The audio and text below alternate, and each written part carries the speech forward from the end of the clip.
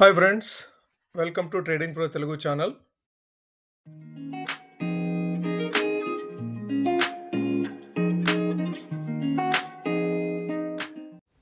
Friends, ఇప్పుడు ప్రపంచ మార్కెట్లు మొత్తం ట్రంప్ నిర్ణయాల చుట్టూ, ఆ నిర్ణయాల ద్వారా వచ్చే ఎఫెక్ట్స్ ఏ విధంగా ఉంటాయి అనే భయాలతోటి వీటన్నిటితోటి మార్కెట్స్ మూవ్ అవుతూ ఉన్నాయి. అంటే ట్రంప్ నిర్ణయం తీసుకున్న తర్వాత దానికి చైనా ఏ విధంగా రియాక్ట్ అవుతుంది, అట్లానే మిగిలిన ప్రపంచం ఏ విధంగా రియాక్ట్ అవుతుంది, మన మీద ఎటువంటి ప్రభావం ఉంటుంది, ఈ నిర్ణయాలతోటి స్టాక్ మార్కెట్స్ ఒకరోజు పైకి ఒకరోజు కిందకి చాలా వాలటైల్గా మూవ్ అవుతూ ఉన్నాయి. ఇంత వాలటైల్ మూమెంట్స్లో ఒక ఇన్వెస్టర్, మనలాంటి చిన్న రీటైల్ ఇన్వెస్టర్ ఏ విధంగా యాక్ట్ చేయాలి అనేది ఇప్పుడు చాలా సవాళ్ళతో కూడుకున్న నిర్ణయం. మనం ఇన్వెస్ట్ చేద్దామా అంటే రేపేం జరుగుతుందో తెలియదు, క్యాష్ ఉంచుకుందాము అంటే ఆపర్చునిటీ మిస్ అవుతామని చెప్పేసి ఆందోళన. ఇటువంటి భయాల్లో ఏం చేయాలి మనం? ఈ ట్రంప్ ట్యాంట్రమ్ అనేది ఇండియా మీద ఎంతవరకు ప్రభావం చూపిస్తుంది? ఈ ట్రంప్ టారిఫ్స్ ఏదైతే ఇంక్రీజ్ చేస్తూ డిక్రీజ్ చేస్తూ 90 days పాజ్ చేస్తూ ఇటువంటి నిర్ణయాలతోటి ప్రపంచ మార్కెట్లో వాలటిలిటీ మాత్రం విపరీతంగా పెరిగిపోయింది. వాలటిలిటీ అనేది ఫ్రెండ్ ఆఫ్ ఇన్వెస్టర్. మీరు ఎప్పుడు వాలటిలిటీని కనుక మీరు అబ్జర్వ్ చేసుకొని ఆ మార్కెట్స్ ఎప్పుడైతే పతనం అవుతాయో అప్పుడు ఇన్వెస్ట్ చేయడమే ఇన్వెస్టర్ది బెస్ట్ పాలసీ అవుతుంది. ఇటువంటి మార్కెట్స్లో మనం ఏ విధంగా యాక్ట్ చేయాలంటే, మీ దగ్గర క్యాష్ ఎక్కువగా ఉంచుకుంటూ మనం బార్గెనింగ్ ఎక్కువ చేసుకునే అవకాశాలు మనం కల్పించుకోవాలి.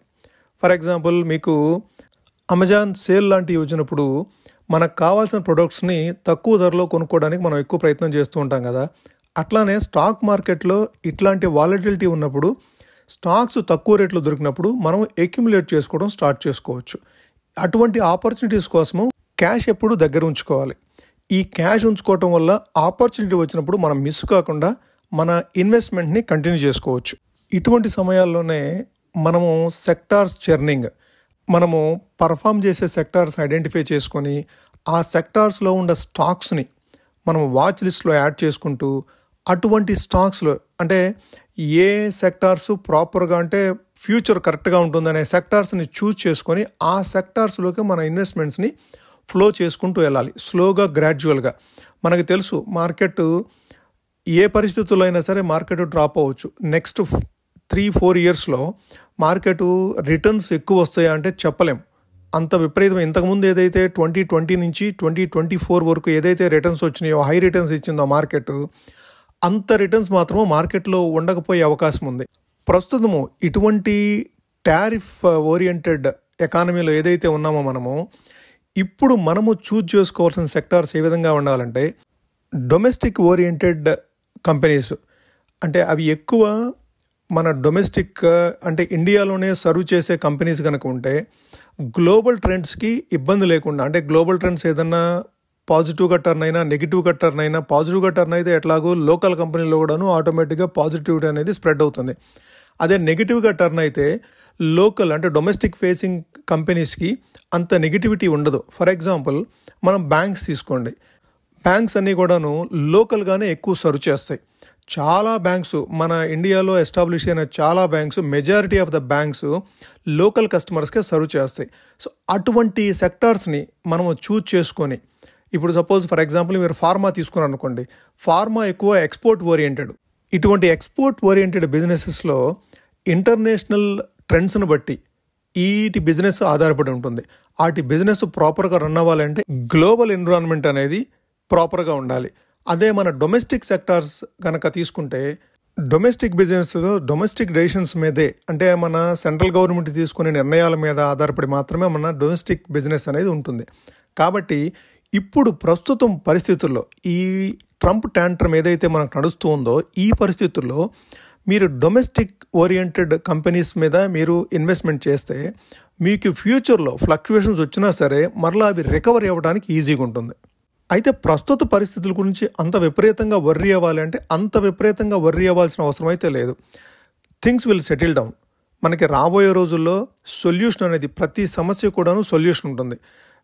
ఇప్పుడు చైనా 125% టారిఫ్స్ తోటి ముందుకు వచ్చింది. ట్రంప్ ఏదైతే 145% టారిఫ్ విధించాడో, అంటే ఓవరాల్గా 145% టారిఫ్ అప్లికబుల్ అవుతుంది. దానికి రిటాలియేట్ చేస్తూ చైనా 125% టారిఫ్ తోటి ముందుకు వచ్చింది. కానీ దీనికి ఒక సొల్యూషన్ అనేది ఉంటుంది. ఎంతకాలం అని చెప్పేసి వీళ్ళు కూడాను 125, 145, 180, 200 ఎంతకాలం అని చెప్పేసి ఈ టారిఫ్స్ ఇంక్రీజ్ చేసుకుంటూ వెళ్తారు? కష్టమవుతుంది. కొంత దూరం ట్రావెల్ చేసిన తర్వాత ఎక్కడో చోట వాళ్ళు ఆగాల్సిందే. ఆ ఆగటం అనేది ఏ రోజు జరుగుతుందో ఆ రోజు మరలా మార్కెట్లోకి ఆ స్టెబిలిటీ అనేది వస్తుంది. వన్స్ ఆ స్టెబిలిటీ వచ్చిన రోజు మన మార్కెట్లు మరలా పుంజుకుంటాయి. ప్రస్తుతం ఉన్న మార్కెట్ కండిషన్స్లో అయితే ఏదైతే టారిఫ్స్ ఇంక్రీజ్ అయినాయో ఆ టారిఫ్స్ ప్రభావం అనేది ఇంకా జీడిపిలో కానీ, అంటే గ్రోత్లో కానీ ఇంకా రిఫ్లెక్ట్ అవ్వలేదు. ఈ టారిఫ్ ట్యాంట్రమ్ కనుక ఇదే రీతిలో కనుక కంటిన్యూ అయితే అమెరికాలో కానీ చైనాలో కానీ జీడిపి లెవెల్స్ అనేది గ్రోత్ అనేది ఇంపాక్ట్ అవుతుంది. దాంతోపాటుగా ఆయా కంట్రీస్లో స్లో డౌన్ అనేది మళ్ళీ సర్ఫేస్ అవుతుంది. వన్స్ అమెరికాలో కానీ చైనాలో కానీ స్లో డౌన్ రిఫ్లెక్ట్ అయితే రిమైనింగ్ ఎకానమీలో, అంటే రెస్ట్ ఆఫ్ ద వరల్డ్ ఎకానమీలో కూడా అది రిఫ్లెక్ట్ అవుతుంది. రాబోయే రోజులు అనేది కొద్దిగా టఫ్గానే ఉంటాయి. 6 months to 1 year పీరియడ్ అనేది రిటర్న్స్ మనం ఏదైతే ఇన్వెస్ట్మెంట్ చేస్తామో అవి రిటర్న్స్ మాత్రము కొద్దిగా తక్కువ స్థాయిలో ఉండే అవకాశం ఉంది. ఈ సిచ్యువేషన్ అంతాలో కూడాను మనకి ఎస్పెషల్లీ ఇండియాకి ఉన్న అడ్వాంటేజ్ ఏంటంటే మనము ఈ టారిఫ్స్కి సంబంధించి లోయర్ టారిఫ్ రేంజ్లోనే ఉన్నాం మనము. అంటే 90 days పాజ్ ఇవ్వకముందు కూడాను ఇండియా మీద విధించిన టారిఫ్ ఏదైతే ఉందో అది 26% మాత్రమే ఉంది. 90 days పాజ్ తర్వాత మాత్రము అది flat rate 10% across all countries మీద 10% ఫ్లాట్ రేట్ అనేది అప్లికబుల్ అవుతుంది.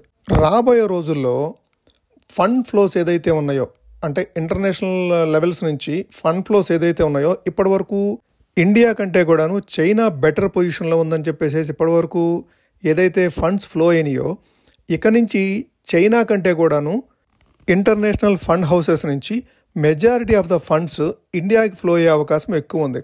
కారణం ఏంటంటే ఇండియా గ్రోత్ ప్రాస్పెక్ట్స్ ఉన్నాయి. అట్లానే ఈ ట్రంప్ ట్యాంట్రమ్ ఏదైతే ఉందో దాంట్లో ఇండియా అనేది ఒక సైడ్ తీసుకోకుండా న్యూట్రల్గా ఉంటుంది. ఈ మార్కెట్స్ గ్రోత్కు సంబంధించిన మార్కెట్స్లో, ఎమర్జింగ్ మార్కెట్స్లో ఇండియా టాప్ పొజిషన్స్లో ఉండే అవకాశం ఉంది. మన మార్కెట్లు ఇక్కడి నుంచి విపరీతమైన రన్ తీసుకుంటాయా అంటే అది కూడా చెప్పలేని పరిస్థితి. ఎందుకంటే గ్లోబల్ ట్రెండ్స్కి అనుకూలంగానే మన మార్కెట్స్ ఉంటాయి. కాకపోతే ఇంటర్నేషనల్ ఇన్వెస్టర్స్కి మాత్రము, గ్లోబల్ ఫండ్ హౌసెస్కి మాత్రము ఇండియా ఇక నుంచి అట్రాక్టివ్గా కనపడే అవకాశం ఉంది. ఫండ్స్ ఇండియాకి ఫ్లో అయ్యే అవకాశం మాత్రము బాగా ఎక్కువగా ఉండే అవకాశం మాత్రం ఉంది. ఇండియా ప్రధానంగా ఆయిల్ ఇంపోర్టెడ్ ఓరియంటెడ్ కంట్రీ. మనం ఎక్కువగా ఆయిల్ ఇంపోర్ట్ చేసుకుంటూ ఉంటాము. ఆయిల్ ప్రైసెస్ అనేవి రీసెంట్గా మీరు చూస్తే 15 to 20% డ్రాప్ అయినాయి.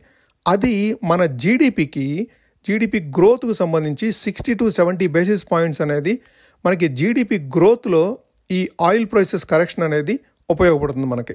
ఇది ఈ జీడిపి గ్రోత్ అనేది మనకి ఈ ఇంటర్నేషనల్ నెగిటివ్ ఫ్యాక్టర్ ఏదైతే ఉందో దాన్ని సబ్సెట్ చేస్తుంది. మన GDP growth, international negative trends ఈ రెండు సబ్సెట్ చేస్తే మన మార్కెట్స్ విపరీతంగా రన్ అవ్వకపోవచ్చు కానీ న్యూట్రల్గా ఉండే అవకాశం, విపరీతమైన సెల్ ఆఫ్కు మాత్రము గురే అవకాశం మాత్రం తక్కువ. మనకి ఈ క్వార్టర్లో రిజల్ట్స్ కనుక మనం గమనిస్తే సెప్టెంబర్ క్వార్టర్ వరస్ట్ క్వార్టర్ మనకి ఇండియన్ ఎకానమీకి సంబంధించి. డిసెంబర్ క్వార్టర్ చూస్తే సెప్టెంబర్ క్వార్టర్ కంటే కొద్దిగా బెటర్ పర్ఫార్మెన్స్ చూపించింది. ఇప్పుడు మార్చ్ క్వార్టర్ కనుక డిసెంబర్ క్వార్టర్ కంటే బెటర్ కనుక రిజల్ట్స్ రాగలిగితే మన ఎకానమీకి ఒక బూస్ట్ వస్తుంది. అంటే మన ఎకానమీ ఇంకా గ్రోత్ ట్రాక్లోనే ఉంది అని చెప్పేసి మనము క్లియర్గా అర్థం చేసుకోవచ్చు.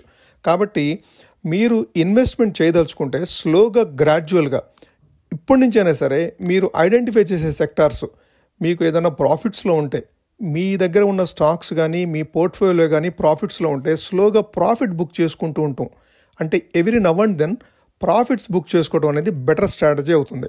ప్రాఫిట్స్ బుక్ చేసుకుంటూ సెక్టార్ చర్నింగ్ కనుక చేసుకోగలిగితే మన పోర్ట్ఫోలియోస్ని ఎప్పుడు హెల్దీగా మెయింటైన్ చేసుకునే అవకాశం మాత్రం ఉంటుంది. సో ఫ్రెండ్స్, ఇన్వెస్టర్స్ కనుక అయితే మీరు ఎప్పుడు స్టే ఇన్వెస్టెడ్. అట్లానే మార్కెట్లో ఎప్పుడైతే వాలటిలిటీ ఉంటుందో అప్పుడు మీరు ఇన్వెస్ట్ చేయడానికి మీ దగ్గర మాత్రము క్యాష్ ఉండేట్టుగా మాత్రము ప్రయత్నం చేయండి. ఓకే, ఇది ఫ్రెండ్స్ ఈరోజు వీడియో. మరలా ఇంకొక మంచి వీడియోతోటి మరలా మీ ముందుకు వస్తాము. Thanks for watching the video. Like చేయండి, అట్లానే సబ్స్క్రైబ్ చేయండి. Thanks friends, thank you.